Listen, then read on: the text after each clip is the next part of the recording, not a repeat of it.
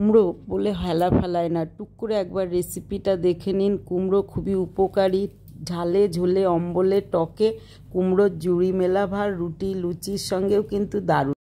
যাদের ওয়েট কম তারা ওয়েট বাড়াবার জন্য এই কুমড়ো খেতে পারেন, এছাড়া হাজারো গুণ। সেই ক্ষেত্রে আমাকে এখন রোজ আমার কর্তার জন্য কুমড়োর রেসিপি রোজই কিছু না কিছু করতে হয়, সেই জন্যই একটি রেসিপি আপনাদের কাছে সেন্ড করলাম। চলুন দেখে নিন কেমন হয়েছে, জানান। ভালো লাগলে লাইক শেয়ার সাবস্ক্রাইব করে সঙ্গে থাকুন। প্রথমে কিছুটা চিংড়ি মাছ নিয়েছি, সেই চিংড়ি মাছগুলো ঢেলে নিচ্ছি। এখন একটু ভালো করে ধুয়ে পরিষ্কার করে চিংড়ি মাছগুলো কেটে নেব। চিংড়ি মাছ এমনিতেই তো দারুণ, তারপরে যাতে দেবেন আর কোনো কথা হবে না। এই চিংড়ি মাছগুলোই এখন কেটে ধুয়ে পরিষ্কার করে কুমড়ো দিয়ে রেসিপিটা করার ইচ্ছা। যাই হোক, মাছটা কেটে রেডি করে নিয়েছি। এবার কড়াইয়ের মধ্যে সোজাসুজি দিয়ে দিয়েছি আর একটু হলুদ আর সামান্য লবণ দিলাম। এইভাবে মাছগুলো একটুখানি এপিট ওপিট করে তৈরি করে প্রসেসিং করে নেওয়ার দরকার। অনেক চিংড়ি মাছ হলে এরকমভাবে প্রসেসিং করে নিন আর একটা কন্টেনারে ভরে রেখে দিলেই হলো। 2-5 মিনিটের মধ্যে মাছগুলো কিন্তু এরকম ড্রাই হয়ে যাবে। এবার পাত্রটায় তুলে রেখে দিন, প্রয়োজন মতো ব্যবহার করুন। আর এইভাবে মাছ করা থাকলে বেশ কিছুদিন থাকে।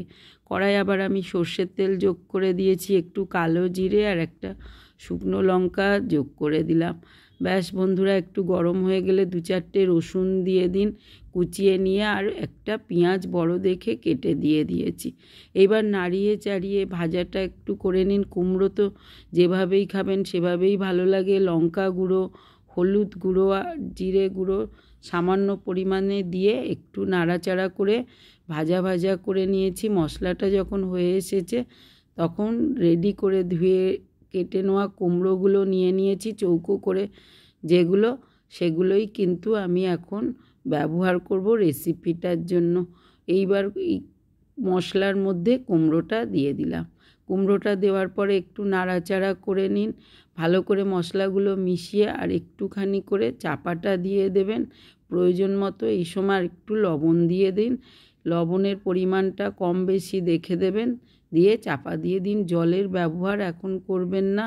কাঁচা লঙ্কা একটু কুচিয়ে দিয়েছি। সমস্তগুলো দেওয়ার পরে নাড়িয়ে চাড়িয়ে একটু কষে নিয়েছি তেলের সঙ্গে। এবার চাপাটা দিয়ে দেবো, একটু ঢাকনাটা খুলেছি। মাঝে মাঝে একদম ধীরে গ্যাসে আস্তে আস্তে রেসিপিটা তৈরি করতে থাকুন, আর কুমড়ো কিন্তু চটজলদি নরম হয়ে যায়।